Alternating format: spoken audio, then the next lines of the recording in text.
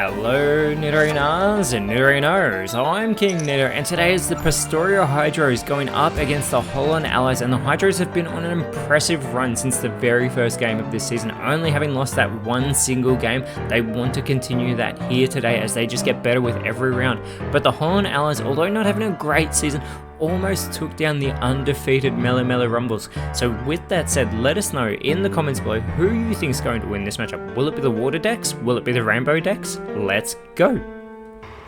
3, 2, 1, go! And going first, it is going to be that Frozen Pond deck of the Pastoria Hydros. They've got the two Articunos, a Froakie and a Poliwag already in hand, plus that Pokemon Flute as they are contesting the Dragon's Frost deck, who have that Snom and Frostmoth already in hand, plus the Dratini, who they put on the bench, and they've got that Professor's Research alongside the Potion here. But here's the two Articunos set up for the Pastoria Hydros, who are going first. They pull the second Froakie as well, but there is not much they can do here on that first turn. So they send it over to the Holon Allies, who pull their second Snom. They have generated a Water Energy. They are a Water and Lightning Energy deck as they get the Dratini and the Dragonair thanks to that Professor's Research, and they get that first energy down onto the Snom here so that it can go for that Ram and get that 10 damage off trying to chip away at the Articuno. But again, they've already got that Frostmoth in hand, and that could be crucial as it comes back to the Hydros. They get the Greninja, they need the Frogadier as they are going to play down one of their Froakies here onto the bench and get the first energy onto the Articuno. And already the Holon Allies have got that second Dragonair as well, so they can start evolving Pokemon here. They put down that first Frostmoth and the first Dragonair. They've only got the one Frostmoth in hand, but it gets that lightning energy so it can go on the offensive. It only requires one water energy to get this Powder Snow. It does the 40 damage, but also it puts the Articuno to sleep, so Hydros need to flip a heads, and they get the heads, so the Articuno will be awoken. But that is very risky here, as again they've already started setting up this Articuno in that active spot, which is fantastic for the Holon Allies if they can continue to put it to sleep here. But again, it has woken, so the Hydros thinking about where to put that energy. They put the second one onto Articuno and send it back over to the Holon Allies, who have that second potion, and they can get that second Dragonair online here as they get another lightning energy out onto the first Dragonair. The Powder Snow once again doing 40 damage. Articuno only has 10 health remaining. It's been put back to sleep. They need to get another heads, and this time they get the tails, which means they've wasted their last two energies. As they pull the second Poliwag, they still cannot evolve that Froakie, who gets its first energy in this match. But there's not much the Hydros can do right now. The Allies are in full control. They do flip their heads, which is going to wake up this Articuno, but that is too little too late. Frostmoth can wipe it off the board as they pull the Eevee. They've also got the Jolteon somewhere in this deck as the Dragonair gets its second lightning energy, and we can see there will be a water energy being generated soon for the Holon Allies as they take out the Articuno with the Frostmoth. And just like that, the Holon Allies get that first point here in Game 1, this best of 3 series. As we said, the Hydros have only lost one series so far as they put the Articuno into the active spot. They pull the second Greninja, still without a Frogadier though. They put down a Poliwag and they put down the second Froakie, giving the Froakie its first energy here, and they send it back over to the Holon Allies, who get the Professor's Research. They're trying to get the Dragonites out of the deck here by playing that. They get two cards, they get one Dragonite, and they get a Giovanni as well, as they get the water energy onto the Dragonair, and straight away they evolve it into this Dragonite as well. The Powder Snow continues from Frostmoth onto the Articuno, 40 more damage, putting it to sleep. The Hydros need it to wake up, and it is still fast asleep on the field as they pull their own Professor's Research here. They need something to get online, but they're not getting much at the moment. They finally get a Frogadier, and they get the Misty as well. Now the Misty won't be beneficial on this turn. They've already played their supporter, but they are going to evolve that Frogadier, and they get the Poliwag with its first energy as well. They probably want to get that Poliwrath soon, as well as the Poliwhirl. They flip our heads. Articuno has been awoken. And the Holon Allies getting their second Eevee card here as they get another lightning energy onto this Dragonite. And they are going to retreat the Frostmoth. They get rid of the lightning energy that's on it. They're going straight for the Dragonite here. They've got the Giovanni in hand, which will only work, but they don't play it. Although they hesitate, they did see that warning. They can play the Giovanni. It will only work if they connect with the Articuno, which will take it out. 200 damage divided against the opponent's Pokemon, and they're able to get 160 damage onto the Articuno, but that's not enough because they only get 50 onto the Poliwag, who has 10 health remaining. So the Hydros are still in this with a chance somehow, although it's not very likely it's going to go well. They do pull the Professor's Research. They can evolve the Frogadier, and they are looking through their hand. They do opt to put down that Greninja, who can get that Water Shuriken 20 damage onto the Dragonite, as well as they get the Poliwhirl. They get another Misty. They can't play another supporter this turn. They do evolve the Poliwag that is on the bench. That only gets its health to 40 though, so it's not safe from the Dragonite as they play down the Poliwag. They're trying to put out options. They need something to go right here. They go for the Water Shuriken onto Dragonite, so that Poliwag, the Froakie, and the Greninja can survive if Dragonite's points are distributed evenly between them. There's 80 damage in total done to Dragonite now as the allies pull the Jolteon. And they do play the potion, trying to keep this Dragonite safe from being eliminated by the Greninja. They use the second potion just to be certain that the Greninja cannot take it out on the next turn, which is great for the allies, placing down an energy on Dragonair just in case, but they are going to go for the Draco Meteor. And 100 damage onto the Greninja, 50 onto the Froakie, but they take out the Poliwhirl and they take game 1 over the Pastoria Hydros. This Dragon's Frost deck is a massive threat against any side, as the Hydros flip heads here in game 2. They are going to be using that Aquatic Ambience deck as they go first. They've got the Golduck in hand to go along with the Psyduck and Tentacle, and it is the red and blue deck for the Holon allies. They've got the Eevee, they've got the Flareon in the deck in hand as well, and they've got that Druddigon with that Rough Skin ability. And they are thinking about who they want to play in that active spot, opting to go with the Druddigon, with the Eevee backing it up here on the bench. But we are into our game 2 of this best of 3 series, and regardless of how this match goes, that game 3 will still count towards our leaderboard. As the Hydros pull the Pokemon Flute, there's not much they can do with their hand at the moment on turn 1, so they send it over to the Holon allies, who pull the Staryu as well. They've got the Sabrina and the red card in hand. They are going to put down that Staryu as they've generated a fire energy. Now this red and blue deck is a fire water energy producing deck, and they put that first energy onto the Druddigon, who requires 1 fire and 1 water along with either of the other 2. So that second Pokemon Flute has been pulled for the Pastoria Hydros as they put an energy onto Psyduck. They're not going to go with the Tentacle. They don't want to get that recoil damage from the Druddigon. They could play a supporter, but it would be pointless using that Giovanni right now. So the Holon allies pull another Flareon, and they're going to generate another fire energy soon too. So that's not good for the Druddigon because it will not be able to get online, which is great for the Pastoria Hydros. It will buy them a bit more time to figure out how they want to approach this. And the Hydros do pull the Lumineon, which is no use to them at the moment. They don't have the Finneon in hand, so they get that first energy onto the Tentacle. So they are opting now to go onto the offensive, going with that Gentle Slap. It does do 20 damage to the Druddigon, but thanks to that Rough Skin, Druddigon will do 20 damage back to the Tentacle. And with that, the Holon allies pull the Sabrina as well. I'm not sure they actually want that Golduck in the active spot, but they can get a fire energy onto the Flareon here. And there's not much else they can do with the cards they have, so they're left to having to send it back over to the Pastoria Hydros, who pull the Professor's Research, and they are going to play that. So they're not going to go for the elimination with the Golduck. They pull the Tentacruel though, as well as that Pokeball. So they play the Pokeball down immediately, getting out another basic Pokemon. This time they do get the Finneon to go along with that Lumineon, but they can evolve the Tentacle into the Tentacruel right now, which will do 50 damage to the Druddigon, and it will also leave it with that poisoning. So it does do the 50 damage. It will get the additional 10 as that passive damage takes place between turns, but there's that Rough Skin continuing to do damage to the Tentacruel.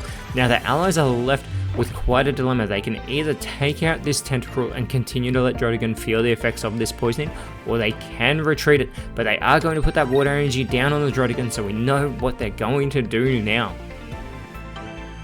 there's that Dragon Claw, 90 damage, they only need 70. Tentacruel is going to be taken off the board, and the Holland Allies take the first point here as they look to get a massive win over the Pastoria Hydros if they can win this game too. The Hydros do put out the Finneon here, as that leaves Druddigon with only 10 health remaining thanks to the poisoning. The Hydros pull in another Pokeball, playing that down immediately. This time they get the second Finneon out of their deck as well. Now they can evolve the Finneon, but it can only target benched Pokemon. If my memory serves me correct, I know it can do 50 damage, but for some reason I'm getting it confused with the Volcarona, but they just leave the poisoning to take out Druddigon, as it does also require Lumineon 2 energy, and there's only one there on the Finneon, as the allies are thinking about whether or not they want to use the Flareon or the Staryu. They opt in for the Staryu here, putting it into that active spot. They do pull the blue. They've got 2 blue cards in hand now, as well as the 2 Sabrinas. And it looks like they are leading towards playing one of them right now. This will reduce any damage from incoming attacks by 10 for the Holland Allies in the next turn, and they do get that first energy here onto the Staryu. If they can pull the Starmie as well, it doesn't require any more energy than that, but they're thinking of playing this red card as well, which they're yet to play. They normally play it very quickly, but they do go for that smack. 20 damage there onto the Finneon, and it's the second Psyduck being pulled for the Pastoria Hydros, who they opt to play down right away as well. But here it is, the Lumineon coming online. It requires that second energy, but instead they put the energy onto the Golduck. They're going to play the X speed, but then they realize that Lumineon has a 0 retreat cost, so they can just put the Golduck into that active spot, and with that they can go with this Aquarage, 70 damage, but it only did 60 thanks to the blue card. However, unfortunately, it's still not enough to save that Staryu, and the Hydros get their second point. Flareon being put into the active spot, it is all on its lonesome here, but it is that second Druddigon card being pulled, and the allies can put it on the bench, trying to get that recoil damage if they want it in the active spot, but they're trying to load up Flareon here with more energy, getting that water energy onto it. It's already got the fire energy there, and they are going to play that second blue as well. Now the Hydros do have the type advantage over Flareon here, as that red card is finally played. The Hydros having to shuffle their hand into their deck. They will pull 3 new cards. They get an X speed plus a Tentacruel into that hand as well, but that is the end of the allies' turn, sending it over to the Hydros, as the Hydros get an energy onto the Psyduck here, but Golduck can go for the Aquarage, super effective, doing 80 damage. Flareon only with 40 health remaining, and it can take out the Golduck, but it will not be enough to finish the game. They still need another 2 points. The allies are going to put that energy onto Flareon, 110 damage with this flamethrower onto Golduck. It gets the elimination, it gets the second point for the Holland Allies, but Flareon is such an easy target for the Pastoria Hydros right now, but they just need to be careful of putting that Lumineon into the active spot, as they are taking their time. They do go, sorry, not put the Lumineon in the active spot, they've put the Finneon. Very intelligent. They just need to now not evolve it. They get the 1 energy on. This water gun does 20 damage with the 20 additional for the weakness, and it will take Flareon out of this game. So the Pastoria Hydros take game 2, and we will get our decider in game 3 between these two sides. In game 3, with that coin flip, it will go to the Holland Allies, going first with their Liquid Metal deck up against the Shell Armor deck of the Pastoria Hydros. This is anyone's to take, but they are going to put that Morwa into the active spot. They put down the Eevee on the bench, as well as the Melmetal, and they've got the Misty and Vaporeon already in hand. It's the only way this deck can get water energy onto the Vaporeon. The Hydros also have their own Misty in hand, as they put down the Lapras, they put down the Squirtle, they've got the Blastoise in hand, and they put down the Shelter as well. But here we go, game 3 of this best of 3 series between these two sides. The Holland Allies going first. They don't get to put an energy down, but they do pull the Bishop. They do not have the Ponyard in hand, so they send it over to the Pastoria Hydros, who pull their second Blastoise, and they immediately go to play the Misty. This coin flip. For every heads, it needs to get heads continuously, but they get the tails, so there will be no energy from the Misty put onto the Lapras. So they're left to decide how to approach putting this water energy onto Lapras. It will do 20 damage to the Mawile. And does go back over to the allies, who pull their second Misty as well. They're immediately going to evolve this Eevee into the Vaporeon, playing down one of these Misty supporter cards. They can only play one supporter per turn, but they're going for their own coin flip. They get a heads. They get only one though, but they only need one onto this Vaporeon for it to be able to do damage. And they can put 2 follow-up metal energies onto it, but for now it is more well with the crunch. And again, another coin flip scenario where they need to flip the heads to get this energy off of the Lapras, and they're successful as well. If Lapras can have a total of 4 energy on it, it can do 90 damage, so it will be able to do a great deal of damage to the allies. As the Hydros pull the War Turtle, they are going to evolve that Squirtle straight away and get an energy onto it. They don't want to lose any energy that could go onto Lapras here, as the second Vaporeon is pulled for the Hollow Allies, and they're just going to straight away play the second Misty, trying to get as much energy onto this Vaporeon as they can, but they get the tails straight away, so they won't get any free energy onto the Vaporeon as they do start to set it up though with some metal energy. Another crunch. This time there's no energy that can be taken off of the Lapras. And the Hydra is pulling the Pokeball here. They may want to try and get the Squirtle out, but they get the second Lapras, which is just as beneficial with the potential for power that it can hold over the Holon allies if they opt to play that down. But at the moment they are focusing on getting this Blastoise the energy needed so it can get online. As the second Meltan is pulled for the Holon allies, they need that Melmetal though, who can take negative 20 damage from attacks from the Hydros. As they are now going to put the Vaporeon into the active spot, they retreat the Mawile, and with the Bubble Drain it will do 60 damage and eliminate the Lapras from this match. And they know that they can take that shoulder out in one turn, so the Hydros are left to decide, do they want the Blastoise in the active spot? And yes they do, they send that out immediately. But they have pulled the Cloyster as well with that Shell Armor ability, which causes negative 10 damage from attacks. But Blastoise now 80 damage from this Hydro Pump with 5 water energy on it though. It can do 140 damage. And we now see the Pawniard for the Holon allies, as the allies have the only point that has been taken in this game so far.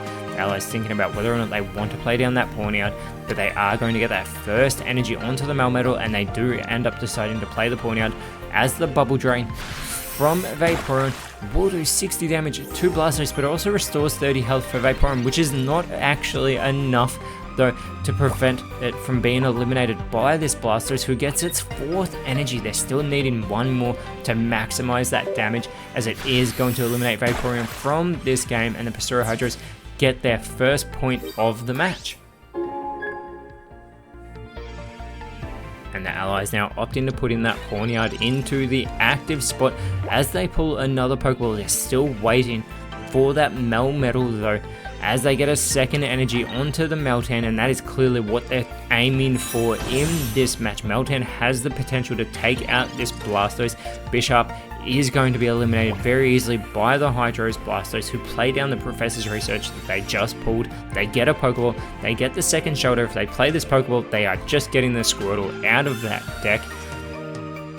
They can opt to put down either the Lapras, Squirtle, or Shoulder. They immediately go with the Squirtle, and they go with the Lapras as well, back to a full deck. And here is that 5th energy onto Blastoise, 140 damage. It is going to take out the Bishop. The Holon allies need to pull the Melmetal. This is the moment they need to hope, pray, believe in the heart of this deck, as they need the Melmetal, and they get the Mawile. That is not the card they needed. The Melmetal would have been able to outlast this Blastoise, but this is not what the Holon allies needed to pull. They are going to retreat the Meltan. They are going to just get 20 damage off with the crunch, trying to maximize their damage in this game, but now it is all lost. The Pastoro Hydros with this Hydro Pump, 140 damage. They don't need to worry about evolving the Squirtle into Water. They just immediately go down with the attack and take the Mawile out and take game 3. The Holon allies coming up just short of the card they needed in this game, but they continue to show they can hang with the best of them. They just can't get the wins of late, as next round they are going up against the Cinnabar Blazers, whereas the Hydras will be at a type disadvantage when they go up against the Levincia Wonders, but until then, Nidorinos, thank you so much for watching. Let us know in the comments below what you thought the best card was, and if you enjoyed what you saw, please leave a like, share, subscribe, but more importantly, always remember, send thanks, and I'll see you when you see me.